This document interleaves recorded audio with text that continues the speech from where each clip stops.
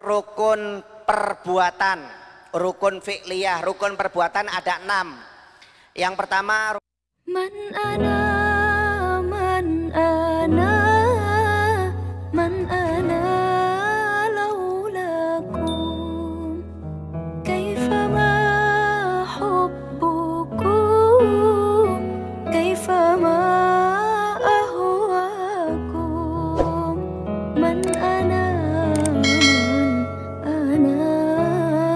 man ana laulakum, kaifama hubbukum. Bismillahirrahmanirrahim. Qala musannif rahimahu ta'ala anhu aqsamu arkanis shalah. Macam-macam rukun sholat ada 4, kemarin sudah dibahas, yaitu yang pertama rukun-rukun perkataan. Rukun-rukun perkataan kemarin ada 5, yaitu takbiratul ihram, kemudian membaca al-fatihah, membaca tasyahud akhir, sholawat kepada Nabi Muhammad SAW di dalam tasyahud akhir, dan juga mengucapkan salam. Kemudian yang kedua rukun-rukun perbuatan, rukun fi'liyah, rukun perbuatan ada 6. Yang pertama, rukun perbuatan yang pertama adalah al-qiyam, yaitu berdiri. Hukumnya wajib bagi orang yang mampu untuk sholat dalam keadaan berdiri. Wajib berdiri, nggak boleh duduk. Yang boleh duduk itu kalau sholat sunnah. Tapi kalau sholat wajib untuk berdiri.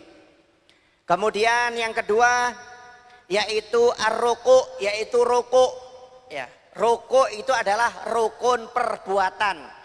Rukuknya wajib, tapi membaca subhana rabbiyal azimi wa bihamdi itu hukumnya sunnah. Jadi kalau ada orang rukuk walaupun tidak membaca zikir tersebut sah hukumnya, karena dia sudah melaksanakan rukun perbuatan yaitu rukuk. Jadi rukun perbuatan yang kedua adalah rukuk. Rukuknya itu wajib Pak, rukun, tapi membaca doa ketika rukuk itu hukumnya sunnah. Kemudian yang ketiga yaitu al-i'tidal. I'tidal yaitu berdiri dari rukuk atau berdiri sebelum sujud. Berdirinya itu hukumnya wajib, rukun, tapi membaca doa ketika i'tidal itu hukumnya sunnah. Jadi maaf kalau ada orang i'tidal lupa tidak membaca doa i'tidal, maka sholatnya sah. Kenapa? Membaca doanya itu sunnah. Yang wajib itu adalah i'tidalnya, yaitu berdiri tegak antara rukuk dan sujud. Ya. Kemudian yang keempat yaitu sujud 2 kali. Sujud dua kali. Sujudnya itu wajib. Sujud 2 kali hukumnya wajib. Jadi kalau ada seseorang ketika sujud lupa tidak membaca doa subhana rabbiyal azimi wa bihamdi, maka sah sholatnya. Karena membaca doa ketika sujud itu hukumnya sunnah. Ya, jadi sujud 2 kali hukumnya wajib, karena itu rukun perbuatan. Kemudian yang kelima yaitu al-julus baina sajadatain, yaitu duduk di antara 2 sujud. Jadi setelah sujud pertama duduk sebelum sujud kedua. Nah, duduk di antara 2 sujud ini hukumnya juga wajib, termasuk rukun. Membaca doa Rabbi firli warhamni wajburni warfa'ni warzuqni wahdini wa'afini wa'fu anni itu hukumnya sunnah. Jadi kalau ada orang duduk di antara 2 sujud lupa tidak membaca doa tersebut, maka sholatnya tetap sah, tidak ada masalah. Ya. Kemudian yang terakhir yaitu al-qu'ud fi tasyaduhil akhir, yaitu duduk di dalam tasyahud akhir, fi tasyahudil akhir, yaitu duduk di dalam tasyahud akhir. Kalau duduk dalam tasyahud awal hukumnya sunnah. Makanya kalau orang lupa tidak tasyahud awal nggak apa-apa, nanti ditutup dengan sujud sahwi. Yang penting tasyahud akhirnya harus duduk. Kalau tasyahud akhir dia tidak duduk, maka tidak sah sholatnya. Ya, atau lupa habis sujud langsung salam. Ya, nggak pakai duduk di antara 2 nggak pakai duduk tasyahud akhir. Berdiri dari sujud langsung salam, maka batal sholatnya. Tidak boleh. Karena duduk di antara dua sujud, duduk di dalam tasyahud akhir ini termasuk rukun. Ya, jadi rukun perbuatan itu ada 6 Pak ya. Berdiri, kemudian rukuk, kemudian sujud iktidal, kemudian sujud 2 kali, kemudian duduk di antara dua sujud, dan yang terakhir tasyahud akhir. Tapi di dalam berdiri ketika sholat ini juga ada bacaan yang wajib dibaca, yaitu seperti apa? Al-Fatihah. Wajib dibaca ketika berdiri. Dalam tasyahud akhir juga, duduk dalam tasyahud akhir ada rukun perkataan juga, yaitu apa? Sholawat kepada Nabi Muhammad SAW dan juga mengucapkan bacaan tasyahud.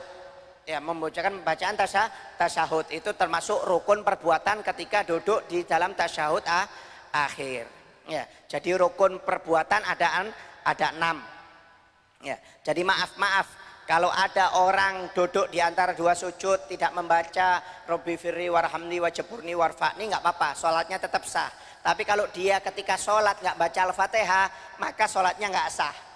Ketika dia sholat tidak membaca takbiratul ihram, tidak membaca salam, tidak membaca sholawat kepada Nabi Muhammad, tidak membaca doa tasyahud akhir, maka sholatnya tidak sah. Jadi yang wajib dibaca itu di 5 tempat yang termasuk rukun. Kemudian kalau rukun perbuatan ada 6. Kemudian ada juga rukun maknawi, yaitu rukun maknawi itu 1, yaitu tertib. Yaitu berurutan, tertib.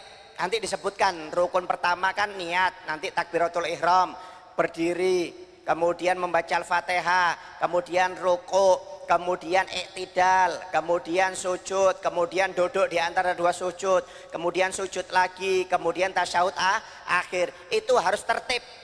Tidak boleh dibalik-balik. Setelah berdiri saya sujud dulu, setelah sujud baru rukuk. Setelah rukuk tasyahud akhir, setelah tasyahud akhir duduk di antara dua sujud. Nah ini nggak boleh, nggak sah. Jadi tidak boleh dipindah-pindah rukunnya, harus tertib.